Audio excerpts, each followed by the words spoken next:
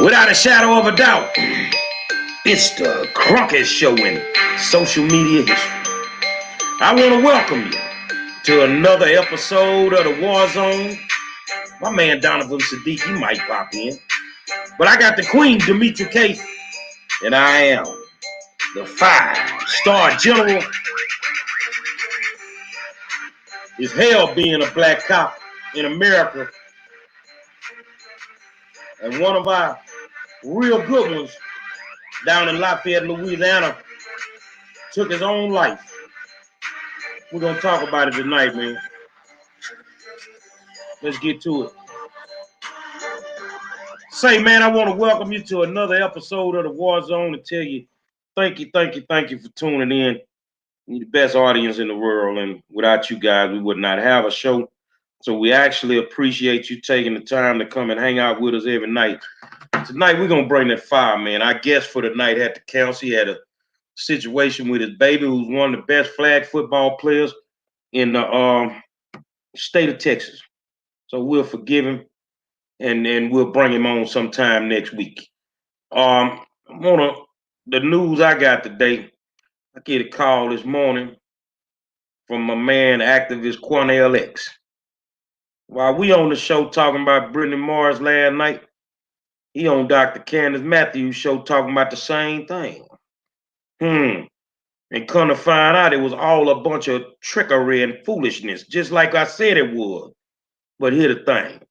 My man Cornell coming through Monday night with the audio, with the court files, everything, and we're going to put these suckers to bed out here messing with our good black politicians. What's going on, Demetri? Everything is going on, so much going on, and welcome to the Wednesday night edition of the War Zone. Thank you for joining us here. If you can do us a favor and share this live so that everybody else can get the information to join in on the conversation, it would be greatly appreciated. I don't know. I haven't really caught up on the news. I know that they, being Joe Biden and the Senate, I guess Congress in general, they're still debating over the $1,400 stimulus that's supposed to go out. Actually, it's over the $1.9 billion. The Republicans want about $1.9 trillion. That's what Joe Biden wants. And the Republicans want about $600 billion. And Joe Biden is saying there's no way I'm going that low.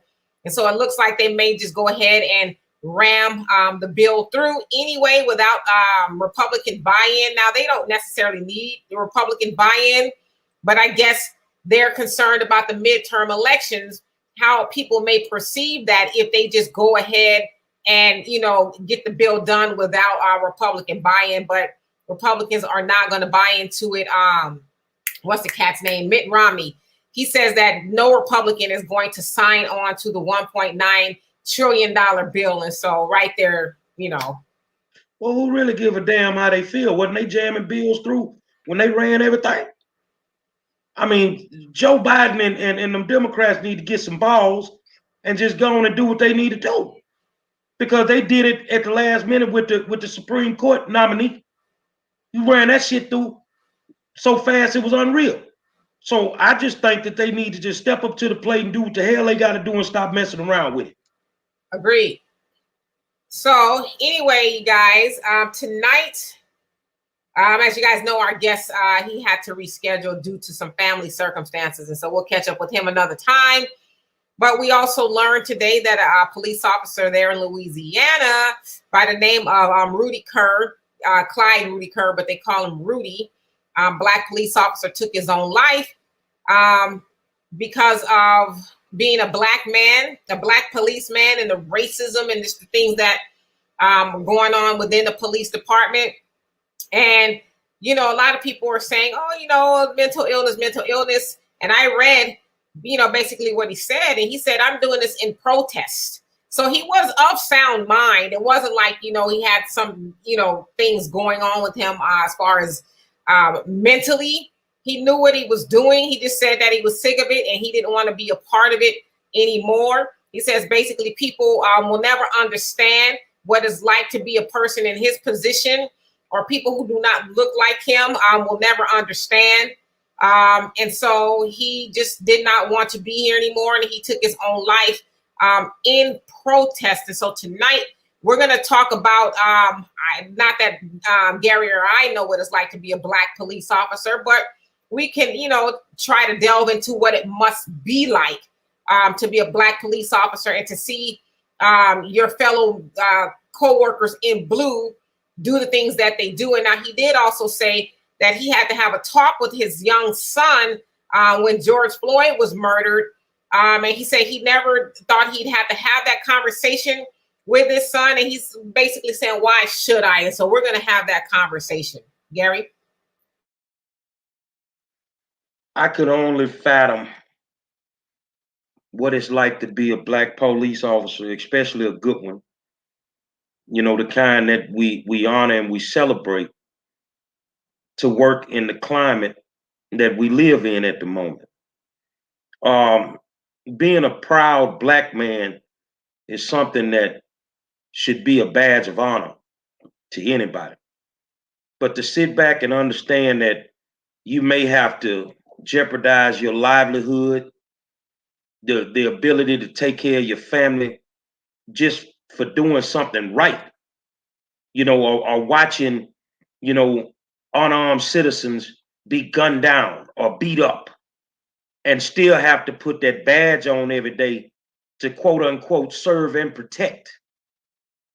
I couldn't understand. I just couldn't fathom what it's like to be able to do that. I walked off jobs for various reasons, but I don't know how they stay. I don't know. Maybe it's the love for just trying, but to take his life in protest, I get what he did. I get what he did. I understand it.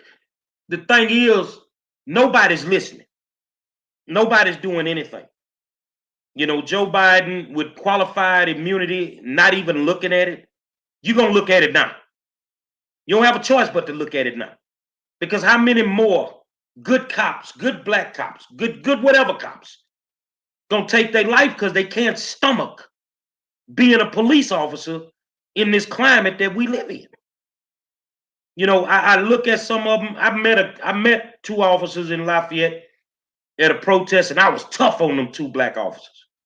The last time I went down to Lafayette, I ran into them at a community function, and I still got the cigar in my car that one of them gave me. He said, man, I just want to give this to you. You got a good heart. He said, but man, we the good ones. I said, I already knew you was the good ones. I already knew. I just wanted to check your temperature. And they knew everybody that was at the little function we was at because they're from the community. You see what I'm saying? But even for them, I know it's tough to put that uniform on and deal with some of the stuff that you deal with, and then work for some of the people that you work for. In Lafayette, Louisiana, working under the tutelage of Mayor President Josh Guillory is not a walk in the park. It's not a walk in the park for proud Black men to work under that proud white man who will let you know in a heartbeat where he stands. That's tough. I don't know how they do it, Dimitri.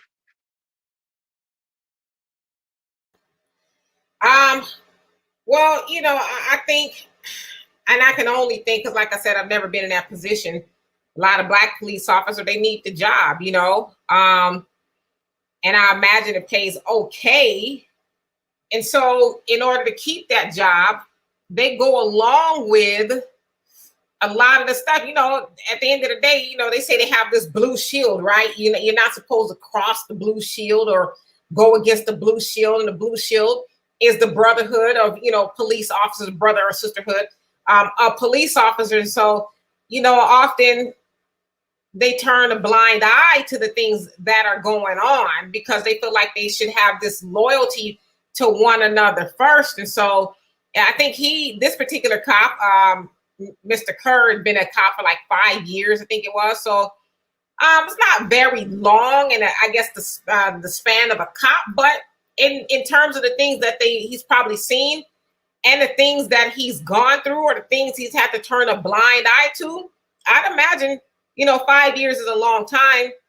And within the article that I was reading, it was talking about how they don't often, even though the help is there for them, the counseling and all that, a lot of them don't get the help. They said there's cops that's been there for 30 years and they don't go and seek counseling to talk to somebody. Now, you would think somebody who's been a police officer for 30 years, they've seen and done a whole lot that they probably need to get off their chest. But again, if you're going back to, his statement, he was saying, hey, it's not an issue of me being mentally ill. This is a protest, and so I'm not, I'd imagine Black cops are in their situation for a whole lot of reasons, and we've often heard stories from Black cops say that they've been the victims of racism themselves, while on the force. And so I don't know, it's there's a lot to be talked about in regards to, Black police officers. Yeah, but how much mental torment, mental torment do they put up with? I mean, I don't know. I just don't know. But like I said earlier, I get what he did, because how can you not look at this if you are in political position at this moment? To be a cop is something a lot of people want to be. To be a teacher is something a lot of people want to be. But they get treated so unfairly sometimes. Black officers go through hell just to be officers. And then when you have to just make your decision and say, well, I'm going to cross that blue line. Now, when you cross that blue line, there's repercussions. It ain't necessarily just getting fired. It sometimes they set you up. They set you up in certain situations. Sometimes they set them up to the point where they get them killed. You see what I'm saying? So you have to really ask yourself. I was telling some people the other day, I don't even know why people want to be a police officer at the moment. With all the stuff that's going on, I don't know how you could be that. At the end of the day, it proves that racism is alive and well in America. And racism inside of our police agencies is as strong as ever. But if you're a Black officer, you got to have a stomach that is crazy. It's got to be cast iron to be a police officer at the moment. And we just need to keep his family in our prayers, especially his son. And I agree with him that what happened to George is not a subject that we should even be having with our children. If we lived in a society that gave a damn about Black people, we wouldn't even have to have this conversation. They're not having these conversations in River Oaks down here in Houston. You're having these conversations in 5th Ward, 3rd Ward, and South Park. They don't have to worry about going through what we go through. Our skin is our sin. Our skin is our sin. And that's why I say that activists and folks like us, advocates, we're so important, because we can actually move the needle if we stop taking the money under the table to do something about this racism. But racism it ain't going nowhere. I don't care what nobody tell me. A new racist is born every 2 minutes. It ain't going nowhere. And generational racism is something that's tearing this whole thing apart. No, absolutely. And I with the murder of George Floyd, it really ripped the covers off. I mean, we've always known that racism in the police departments were rampant. I mean, hell, that's the police departments in America started from the slave patrol during slavery. So we all already knew how they felt about Black people, but it really just, I think, awakened more than just Black people to what goes on with the police officers. But I want to take Son Kimmett's comment. And how you doing, by the way? You say all cops need to have a 4-year degree with a course in psychology, ethics, and made to do community service in the community. They will be working in mandatory 100 hours per year. Well, I absolutely agree that they should have some education. I can't remember which state or city is supposed to be making their officers get a degree. I can't remember which it is, but can you educate someone not to be racist? Can you train a person not to be racist to the point of kneeling on somebody's neck for nearly 9 minutes, causing them to die? Is that something you can unlearn?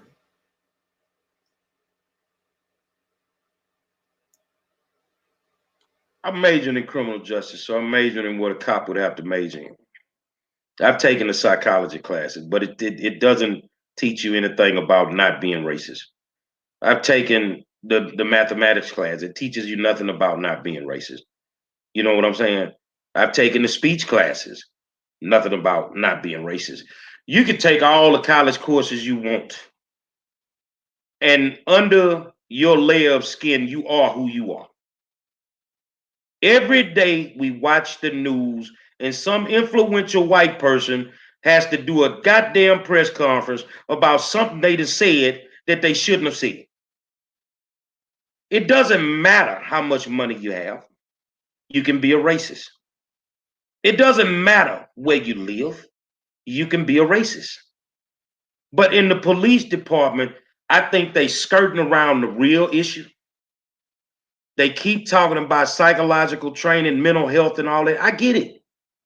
But you will not talk about doing something about the racism. And until you can address that problem, this shit is going to keep happening. You're going to keep having George Floyd's and Breonna Taylor's and Ahmaud Arbery's. You're going to keep having them because you employ racist people to go into communities that they are not familiar with, they have no connection to, and you expect them to treat us the same? That's not going to happen. Address the racism. And we have to quit hollering about our cities are diverse and they this and that. No, your cities are racist. They're segregated, and you know that they are.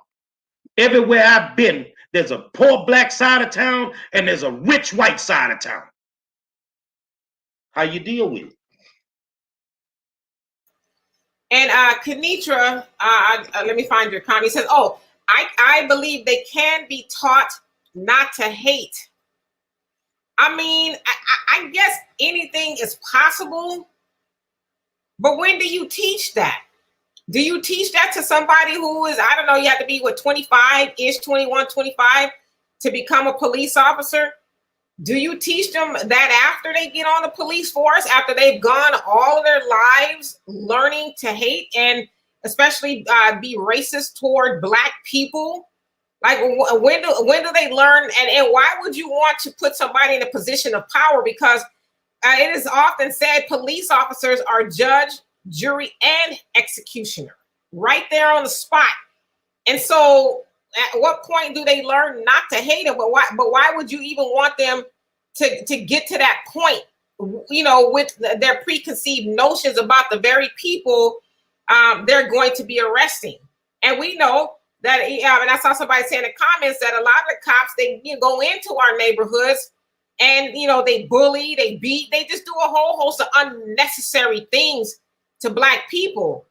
But, that is something they look forward to doing because they're taught that Black people are bad, they're evil, you got to watch them and you got to make sure you subjugate them and, don't let them get away with nothing and you got to teach them a lesson. And so they go in thinking that. So I don't know. If I got to teach you not to hate, especially if you have a position like that, I would rather you not be in that position. I'd rather you go get yourself together or go do something to where you're not going to affect, the lives and the livelihood of the people that you're supposed to protect and serve. I want to address Quincy Johnson's comment. And the Black cops don't make it no better because when things happen like it happened to George Floyd, they stay silent. I deal with a racist white school system. Black teachers don't speak up. You work in a hospital. Black nurses and doctors don't speak up. The problem with us is some of us feel we have our 40 acres and a mule. You got your house, you got your car. You ain't finna do nothing to rock the boat. You ain't gonna say a goddamn thing. So if we gonna throw people under the bus like police officers, let's throw them teachers under the bus. You know how many times I done went to war for a fucking teacher? And then when I get the people in there so we can get the changes made, they refuse to open their fucking mouths. They're scared. They're going to lose their jobs. And I preach the same sermon every single time. You have a degree, get another job. But you can't stay silent and expect for things to change. We're all guilty of it. In almost every single profession, we're not willing to put our jobs on the line because we're too worried about our 40 acres and a mule, which is our house and our car. So I get it with these officers, man. And you know, what a black cop standing around while a white boy doing, know what profession you getting in. The game is what it is. If you want to be a cop and we sitting there telling you this every night, don't get in there and think you're going to do it no differently. Don't think you're going to get in there and do it no differently. I think the screening process needs to be different. I think they need to vet them a little bit more and find out if they have racist situations in their past. And if they do not employ them. But dog, on the real, you motherfuckers work at Burger King and won't tell the motherfucker, you won't tell the manager when you seen that dude in the back stealing the motherfucking apple pies. Well, I mean, the whole system is rotten. All the way from, you know, the union to the captain, the whole system is rotten with racism, all of it. So it's like, who are you gonna tell? Who are you gonna report to? I mean, we had a lady on here, Kathy Swilly, and we should have had her on here tonight. You know, she's no longer employed. She had a press conference today. Right. I mean, she tried to do the right thing. She's a black police officer, tried to do the right thing, and she's no longer employed with the Houston Police Department, I believe it is. And so, who are you going to tell? Who are you going to tell? Hey, you know what? My partner out there, I just saw him plant some dope on somebody who was, you know, didn't even run the stoplight, but I saw him plant some dope. Who are you going to tell? Because that's the kind of stuff they're taught to do. You know, you need to get your numbers up. You know, there was, oh gosh, as an article I read not too long ago, I think it was this morning, Alabama, I think it is, where there's 11 police officers that are in trouble for planning stuff. I think about over 200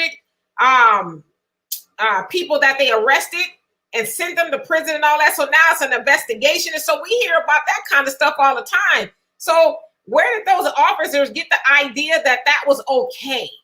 Because like you could think of one or two, right? Okay, maybe got one or two bad apples, but 11 that they know of. And, you know, think of the Rampart Division in LA, the 77th precinct. They were rotten and still rotten. But, you know, they got caught up with being rotten in the 90s where there was thousands of people that they sent to prison unjustly, murdered, crippled, just you name it, they did it to them. I mean, and in a lot of these police departments, they have gang members themselves. I mean, they're like affiliated gang members within these police departments. And so who are you going to tell? Who do you go to? You could go back to July 1999. 10% of the African-American population in Tula, Texas was arrested on drug charges. 10%. They only had 5,000 people in the town. And it was all done solely on the testimony of one undercover officer who they came back to find out was full of shit. Come on, man. I know some of y'all out there want to say they just need to do this here and they need to do that there. But man, y'all won't do it on your job. You won't do it. I just seen it. I'm in schools. Y'all see these grown ass men messing with these little girls. And you a teacher. And you won't say nothing. And you a female teacher and won't say nothing and you see it.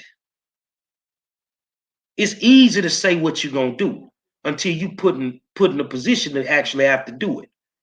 That blue wall is serious, man. I never had an inkling of anything in me that wanted me to be a cop. Never. You know, because I watched Black history programs. I understood my history at a young age. But why I want to work for them? Look at how they were beating our people. So you go to work for them after segregation. You really thought you were going to have a voice? Hell no. Ain't too much change, man. The only thing that to me that has changed in the last 20 years is technology. And the fact that we now got camera phones. If we didn't have no camera phones, they don't give a damn about no body cams. They'll turn them motherfuckers off and beat your ass as soon as they turn them off. And they so cold with it, most of the body cams got like a 30-second buffer from when you turn them on to when they record. They'll whoop your ass for 30 seconds and then stop because they know the camera. So what you gonna do? You gonna feed your family or you gonna tell the truth? If it's that easy, why it ain't being done? And I see people putting a bunch of solutions in the comment section. Red, how you doing? You say, give them a lie detector test twice a month, the whole time that they are on the police force. I mean, like I said, the whole system is just rotten. You know, the system, and all the way up to the White House, to the federal government. Even, Joe Biden and Kamala Harris administration, they're not talking about defunding the police. They're talking about giving more money to the police. More money to the police to do what? More of the same? Like, why do they need more money?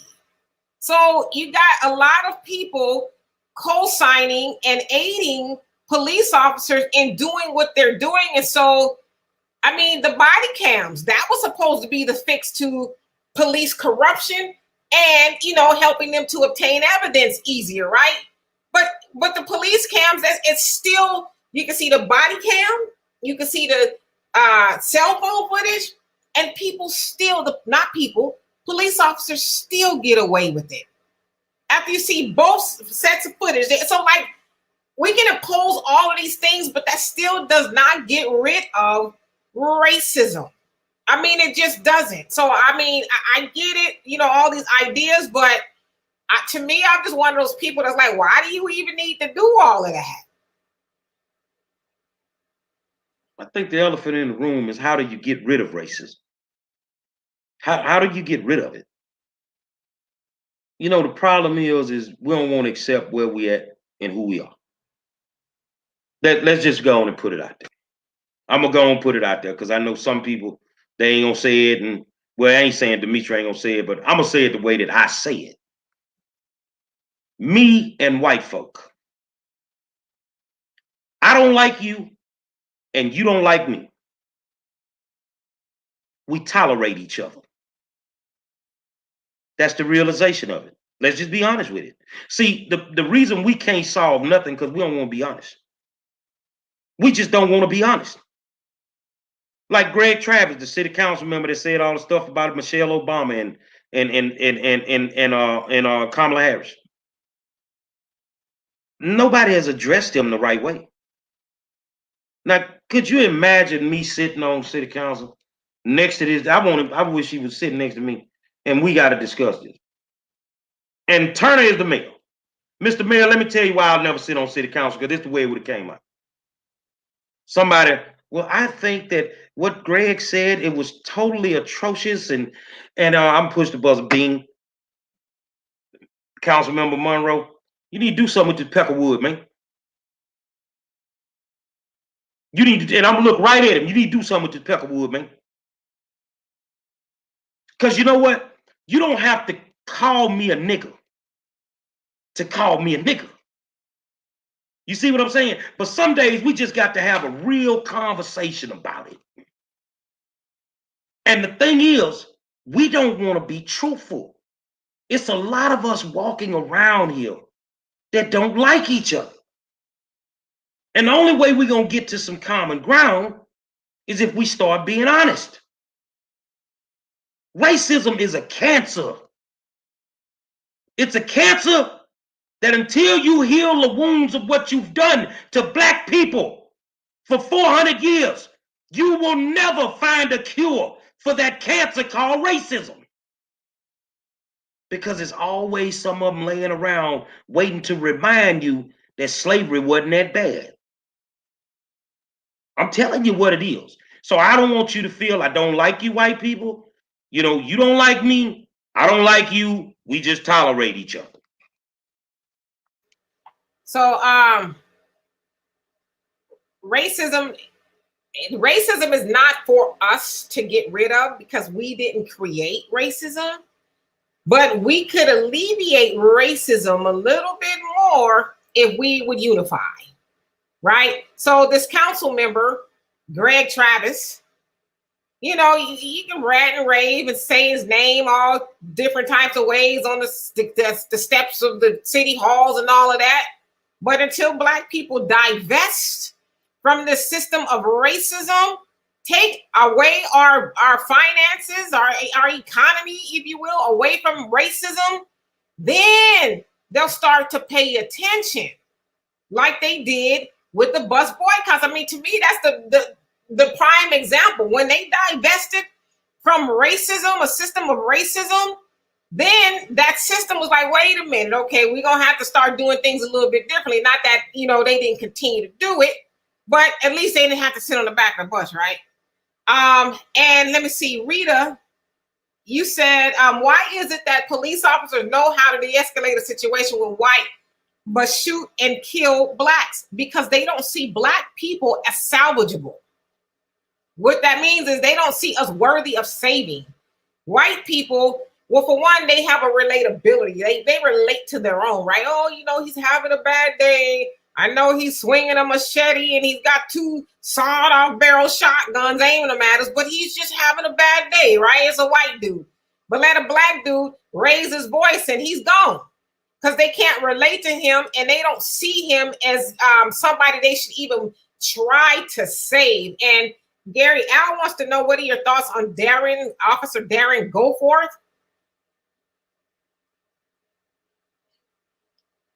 What about him? I know the case, but what about him? I just don't. Look, man. I will feel sympathy for fallen officers when they feel sympathy for fallen Black people. That's just the bottom line. I don't believe that an officer's life is no more important than our lives. Did they give a damn about George Floyd? How many police organizations basically said, fuck George Floyd, fuck Breonna Taylor?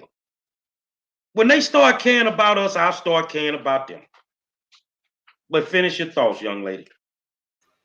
Well, yeah, I mean, there you have it. I mean, I agree with you. I mean, I'm not saying that we're advocating that police officers should be shot, but it's like, I'd be damned if I shed more tears over them than we do for our own that are murdered by them. I mean, it's just kind of hard to even the playing field as far as sympathy when it comes to that kind of stuff. But I mean, did they give a damn about Regina Nichols and Dennis Tucker?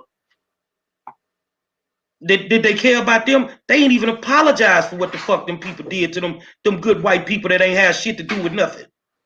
When they start caring about us, I give a fuck about them then. Yeah, I mean, and I think we both agree on that. But as far as racism going away, it's never going to go away. Racism is as American as apple pie, right? It's within the fabric. America was founded on racism, period. So it's never going to go away. But as I said a minute ago, we could alleviate the effects of racism on us if we would just band together like everybody else does. Look at the Asians. You know, they've gotten a bill, a memorandum or whatever it is that Joe Biden is working on to make it against the law to be racist against Asians. Asians ain't been here as long as Black people have been here, but yet now they getting stuff.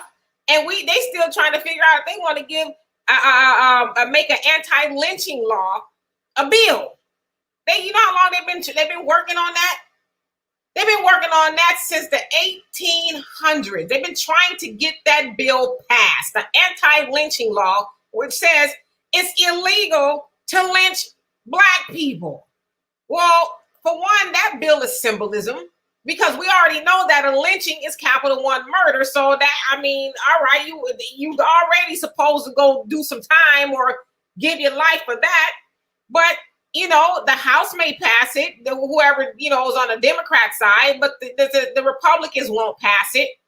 But everybody else gets something. But the difference between them and us is they are unified, and they will shut this mother down economically, every way, shape, and form if they don't get what they want. But us, oh no, And you know, Plies, he made a good comment on his page the other day. He says the Super Bowl is getting ready to happen, and I'm paraphrasing, but he's like, you know how many black dollars are going to be going into Miami, the strip clubs and people flossing and, you know, trying to just be on the scene at the Super Bowl. You know how much black money is going into the economy there in Miami?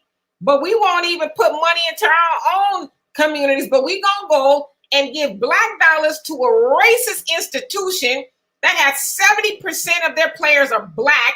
What, a couple of coaches that are black, but yet they won't hear anything you got. They'll sing a funky song, you know, lift every voice and sing on opening football day for you. But yeah, you're going to go give all your money. And so until we stop doing that kind of stuff, we're always going to be racism's bitch. Well, here's the thing. I like what Ply said, and I want to remind people of this, and then I'll go into my other point, that you have a lot of money going to go into the economy of Tampa, into the strip clubs, into the parties and all that shit. But how many black people you going to actually see at the Super Bowl? Let's go back and do the history of it. The Super Bowl is a corporate event. Therefore, most of the tickets are given away through the corporations that fund the NFL, which is a nonprofit, a 501c4. All right? So realistically, ain't too many black people go to the goddamn Super Bowl to begin with. They get all your money outside of the Super Bowl the week before the Super Bowl. Now, if we can change the landscape of Black America by just staying off public transportation in Montgomery, Alabama for 384 days, don't tell me what the fuck we can't change in the United States of America if we stop spending our motherfucking money with these people and say, fuck them. You want something done? Stop spending your fucking money with them. All we are is a cash cow to these fuckers. That's it. One little bitty city, Montgomery, Alabama, made sure that you could have the right to vote. It killed segregation. Now imagine if we did it in every fucking city, town, country, motherfucking place in the United States of America right fucking now. If they couldn't get no money out of us, they would be our bitch. Absolutely. And yeah, I said Miami, it's Tampa. I goes to show you how much, you know, I pay attention to that stuff. It's somewhere in Florida, put it that way. But yeah, so, you know, we want to organize for nothing. We like to feel good. We always want to be celebrating. We got the spirit of missing out. Oh, I just got to be there. I saw a Negro on my page today. He asked his people following him, if I I have a spot to throw a grown and sexy night, to get together every weekend, would you guys come to that? And I said, well, the way the COVID is set up, you know, I don't think I'd be going to that. And I was like, you know, it's a shame that we can't focus to just get rid of. Now, I know the COVID is not just on Black people, but Black people suffer from it the most, right? So they tell us. But yeah, we still trying to find a way to party. And, you know, get shake our groove thing and drink and get high and just have a good time. Like we lack the focus and discipline to get something done. We are most definitely not our ancestors, because our ancestors knew about sacrifice.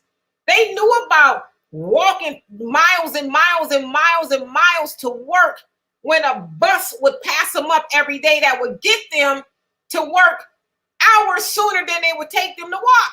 They knew about sacrifice, but no, we the Negroes that get on the bus, even though they've done the rest of our Black people wrong. We, I can't be late. I'm not going to be walking. Shoot, that ain't got nothing to do. We not built like our ancestors anymore. So that's part of the problem.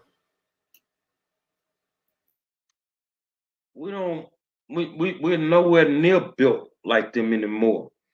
You know, I was speaking in Refugio, Texas on Martin Luther King Day last year. And I told the older generation, all of this your fault. And guess what? When I finished, they got it. I say, because when you got what you wanted, you stopped teaching. You stopped pushing the issue. So the generation, which is us, we didn't get the full impact of it. We felt entitled. So now, because we feel entitled, we can only teach what we know. So the next generation, they lost. They don't know what the fuck to do. But they the soldiers. See, if this was the 60s, we the old people. The next generation is the youngsters. See, we was the youngsters when they was the old people. But we ain't guiding our youngsters. They the soldiers, man.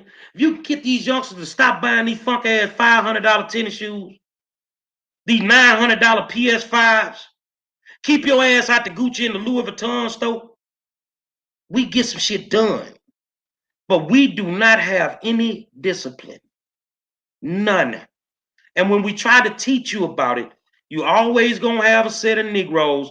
Oh, these old sellout ass niggas, they don't know what they talking about. Well, don't complain about your situation if you ain't willing to do shit about it. And speaking of spending ridiculous amounts of money, did you guys see today that Little Uzi Vert, who I couldn't tell you one song, put a $24 million pink rare diamond, had it implanted in the middle of his forehead. Had it implanted in the middle of his forehead, and he's worth about 16, or I guess if you count the diamond, I don't know how that works. Net worth, he's worth $16 million, but you go and put a $24 million diamond surgically implanted in the middle of your forehead. I'm speechless. But that's the kind of stuff we do.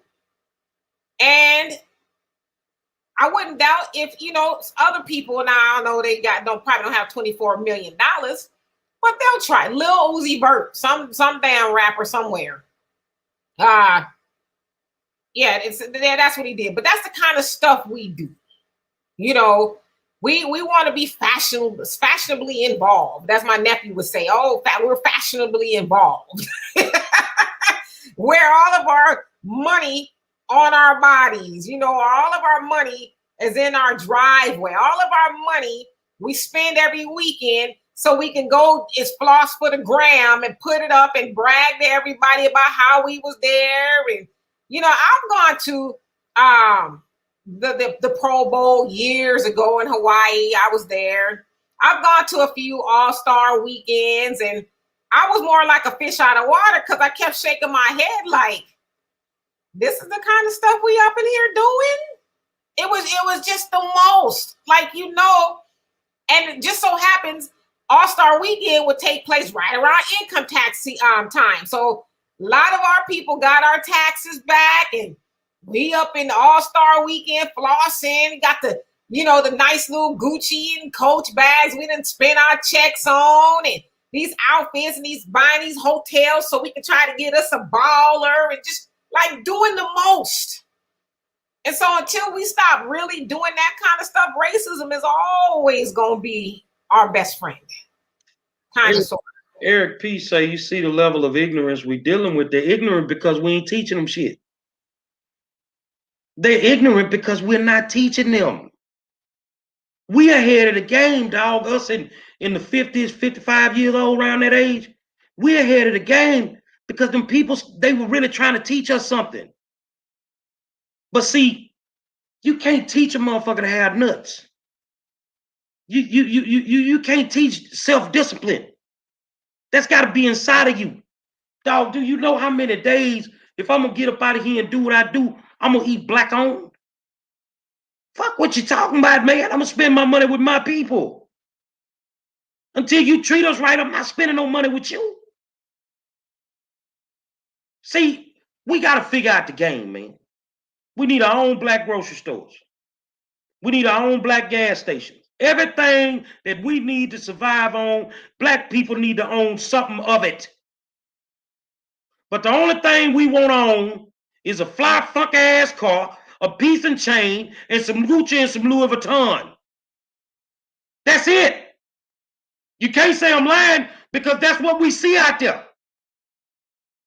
Motherfuckers want to invest in black, but you'll spend your money with everybody else. You complain about the way you get treated in the fucking nail shop and you keep running there.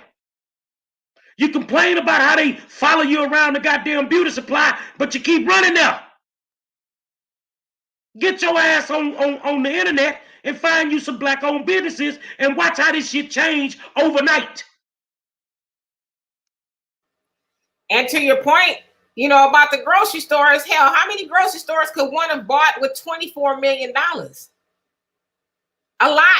You could have put a lot of black grocery stores in your neighborhood and got a bigger return on your investment other than having to worry about somebody knocking you over your head and snatching your diamond off. How much you say his net worth is? 16 million. See, I'm gonna tell y'all something now, and follow me on this. His net worth is worth 16 million. That don't even sound right. So whatever the fuck piece of bottle glass he done put in his motherfucking head, he didn't even have enough money to buy that. That shit is not real. He said he saved up for since 2017 to get it. He's a 2017 lie. I'm telling you what it is. These motherfuckers walk around here with bottle glass in their pieces and their chains. They ain't got that kind of motherfucking money. He's not you on a record label. You got a 360 deal. You ain't made no $24 million. You talking about Drake money, nigga. You ain't made that. And I saw Kenitra, your comment says it does. Our girls want to have Megan Thee Stallion, and city girls nasty attitudes. It's sad. And you know what? It's true, unfortunately. But to Gary's point, you know, where are they learning that from? Where are they learning that that's acceptable? You know, to be a city girl, or you know, Megan Thee Stallion. No shade to them. I'm sure they're lovely ladies, but you know, I was having a conversation with Al today, and some song. Oh my God, some song called "Throat Baby." Throat Baby.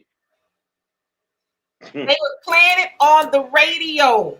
Throat Baby. Throat Baby on the radio. But if I look one of them in the eye and tell them suck a dick, I'm a bad person. So there you have it. You know, that's the kind of stuff that is being put forth to our people, from our people. Now we know there's a higher up that's pulling the strings, you know, and as I was saying too, you know, those record executives, you know, they're probably sitting there with the artist. Oh yeah, Throat Baby. That's a great song. But you know, they ain't having their kids listen to that. You think those white record executives are having their children listen to us? That is so disgusting. Because we know what that implies. And I didn't even listen to the lyrics. The title was enough for me. But those are the things that we allow to inculcate our people. Just low, that's like below gutter. I mean, what next? I'm afraid to ask. Well, I'm going to do one called Ass Licker. Because look like the only way we can get ahead is if we licking folks' asses. You've already missed that train. They already have a song about eating booty like groceries, so you need... I just think that we got to get our head out the sand, man. And I mean it's and I'm gonna tell you something. When you think them white kids not listening to that shit, if you making $24 million, white folks is buying that shit. They kids buy that shit. See, that's always been the game. You know, you can sell records in the hood and never really make a lot of money. But if you could go platinum, double platinum, triple platinum, you could pull off a Biggest Smalls and go 10 times platinum. You're selling records to everybody. That's why them little white kids all fucked up. Because they be listening to that throat baby shit. Yeah, your little Becky is a throat baby. Yeah, that I agree, but that's not something they want them to do. They listening to it because we know that Black people, we the cool factor. We make everything cool. My daughter, she shows me things on TikTok every day and stuff, and she's like, "Look, they stole this from Black people. Black people was doing this, and now the white people came and did this, that, and so we're the cool factor, but." Wouldn't it be nice if we put the cool factor on something that was really cool and not the bottomless pit type of stuff? Like, why do we continue to make nonsense cool? I would never understand it. I don't know. Maybe I'm just getting old.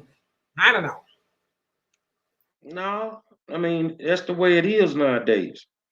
You know, I was watching a video today of an artist in Houston, not the artist that was coming on here, and listening to the song that they was doing in front of a bunch of kids at a function. One, why you even got your kid there knowing this the type of artist that this is? I got into a radio station one time. You booked me, but at that time I ain't had no radio versions. And you gonna send me to a school. Dude, do you know what my show tape look like? You know what's gonna come through them speakers? So when I got there, I didn't know where I was going, but I just had the address. I need to be at this time. Manager gonna meet me there. And it said a school, man. I'm not doing this. As an artist, I wouldn't even do it. You know, but I just think that we can change the dynamics, but it's only one solution. We have to stop spending our money, man. We can get reparations, we get anything we want if we just shut the fuck down and don't spend our money with DP. That's it. That's it. And if we don't want to do that, we ain't gonna get shit out the deal. Yeah, but what would it really take for us to do that? We have this insatiable need, to spend our money, and especially spend our money on things that do not benefit us, that do not come back into our communities at all. Like I don't know. Like I said, we are unfortunately not our ancestors. Where our ancestors, they had what it took, to get the job done. But I would say too that our ancestors were a little bit more resourceful. Hell, you got a lot of people who can't even cook. Our ancestors would do that if it meant them not eating at a restaurant, eating out every night or whatever. Not that they had that much access to those things, then they would do what they needed to do. But us, we just not built that way, and it's really sad. Unfortunately, the people who do feel that way, just you come off as just preaching to yourself at some point. Because you end up getting into needless arguments with people who just either they don't get it or they don't want to get it. They are happy with oppression, and then will turn around and cry about racism when you know what to do, to help get rid of it, as far as maybe not get rid of it, but to make it not impact us as much. But we just won't do it. We won't. How long has it been since Kaepernick has been, kicked out of football? Was it 2016? Going on 5 years? Or, not kicked out necessarily, but they wouldn't have him back. And you guys know the story. He was kneeling to bring awareness to his people, the plight of what people are going through, and sacrifice his career. And you still got Negroes, hooting and hollering, talking about their favorite football team and all this other stuff. And we're still seeing racism with the NFL, with, their coaching staffs and things like that. And so they, being the institution of racism, look at us like, them Negroes ain't never going to boycott us. They love us too much. They can't see parting ways with us. They'll continue giving us all their money, no matter how we treat them, because they don't want to get it or they just don't get it. Our issue sometimes we don't understand the power that we have. We don't understand the power that we have.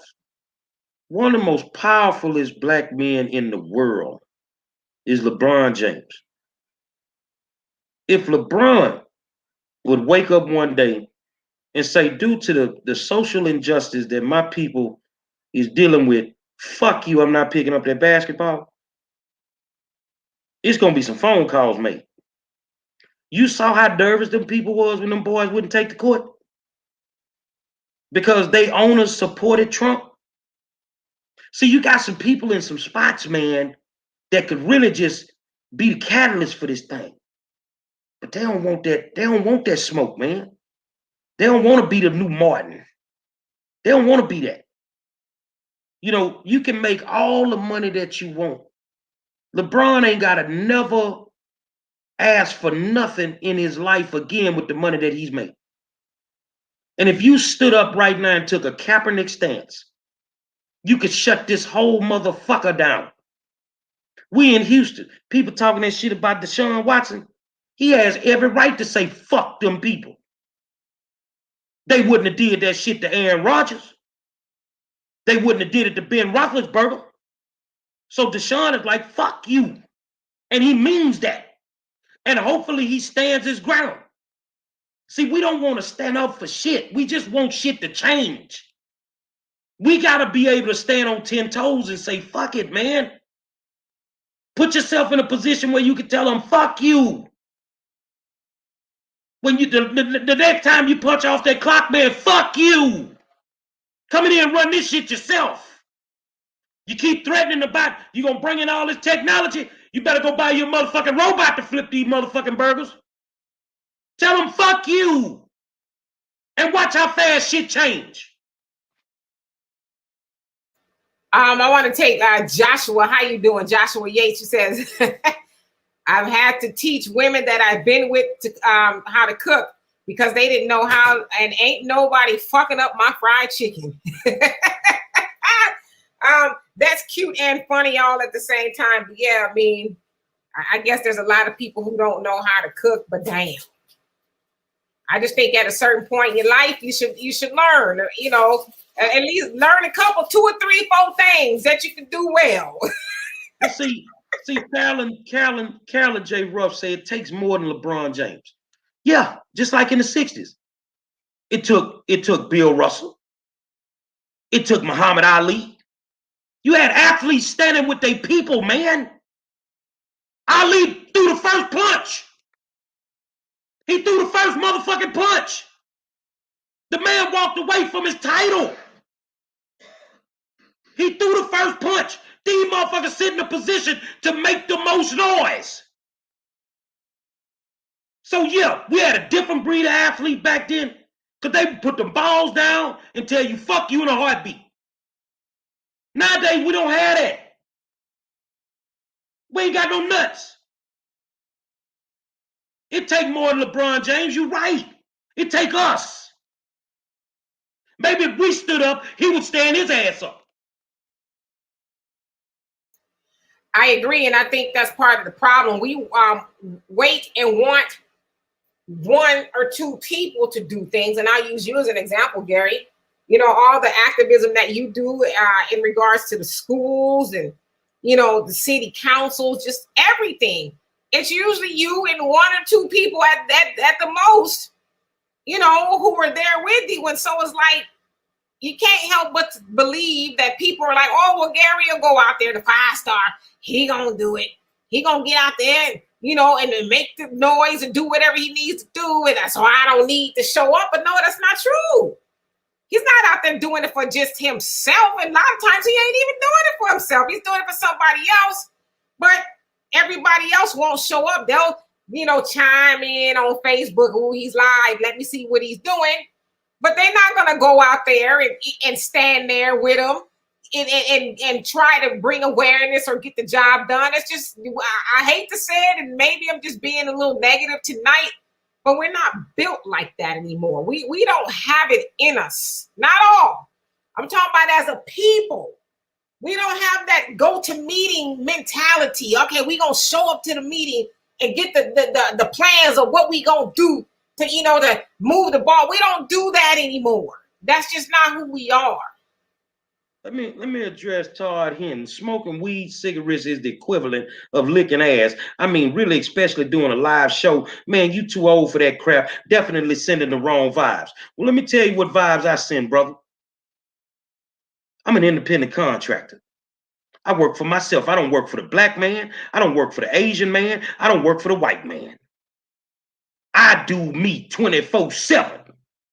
And if I choose to smoke or drink or do whatever the fuck I say, that means I do more for my community than a motherfucker that's completely sober, don't smoke a motherfucking thing. So here's my thing, bro.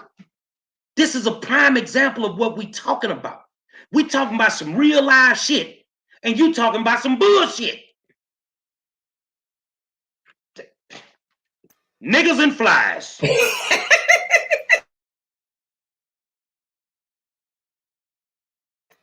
You know what, Todd. Now, Todd and I have had these conversations before because Todd comes on my live streams and I'm just like, out of all that was said tonight, that's what you took from that? Like, and these are future leaders. Why, Todd? Why? Why you worried about a Gary Monroe smoking a cigarette on a live stream when you got city council motherfuckers dying because they ODing on coke? And how you know what licking ass tastes like any damn way? How do you even know to be able to equate it to smoking some cigarettes? I mean, do tell. Ass looker or no ass looker. I'm glad that you picked up what I was putting down.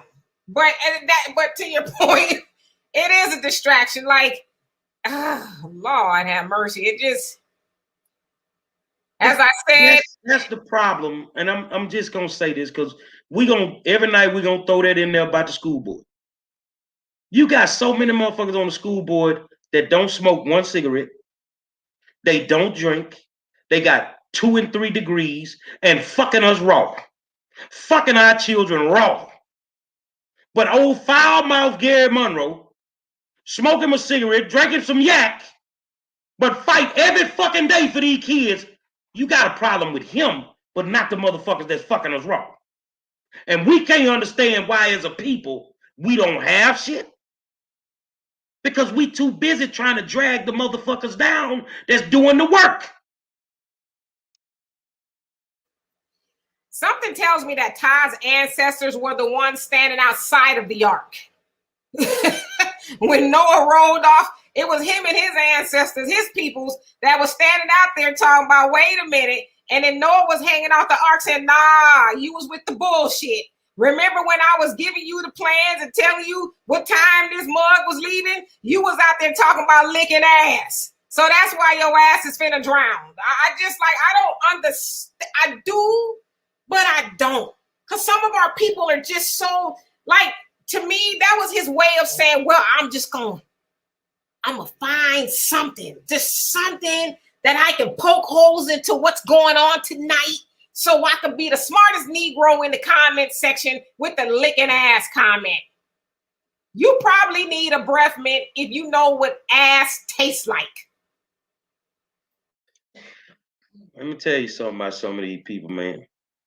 Negative attention is just as good as positive attention to some folk because they don't get no attention. I don't care what people say. I think that what we started talking about, black officers, I pray for them every day because I know they deal with a lot. Not knowing if they're going to make it home. White officers, black officers, whoever, the good ones. I'm gonna say the good ones. They could be of any nationality. I got Asian cops that I'm good with. I want to see them make it home, man. But at the same time, I don't know how they're able to deal with the system in the way that they deal with the system. It takes a lot for them to be able to deal with it. From a black man perspective, I'm happy to be here. I'm happy to be here. But I tell you what, anytime you motherfuckers can arrange some transportation, I'll take my black ass back to the motherland. I don't give a fuck. because I can survive anywhere I go. We didn't ask to come here. We didn't ask for your mistreatment. We didn't ask. Why the fuck you mistreat us? You bring us here to work for you, and then you treat us like garbage. We build a whole motherfucking country for you, and you still treat us like garbage. We go to your wars and we fight for your fucked up country, and you still treat us like garbage. And do you expect us not to have any feelings about that? You motherfuckers treat dogs better than you treat black people. So the issue, we fucked up as a people, but the people that fucked us up is more fucked up than us. So Todd, you say, Demetri, don't even try to use me as a combo. Just check out my timeline. You out your freaking mind. I put in work in the community every day so you could never ride me. Well, first of all, you the one that got on here talking about licking ass. I didn't tell you to start talking about licking ass. You did. Ass licker? Yeah, you talk about being an ass licker. You know the difference between the way cigarettes taste and the way assholes taste. And so if you are doing so much in the community for our people, why didn't you lead with that? Because I kind of think that was most important to you was some ass licking. So it ain't that I'm riding you. I'm going off of I'm going off of the only information you gave me. You came in the comments. First time we seen you tonight talking about licking some ass. So I mean, I went with what you gave me. If you want me to talk about more, then give me more. But you are tonight the resident ass licker.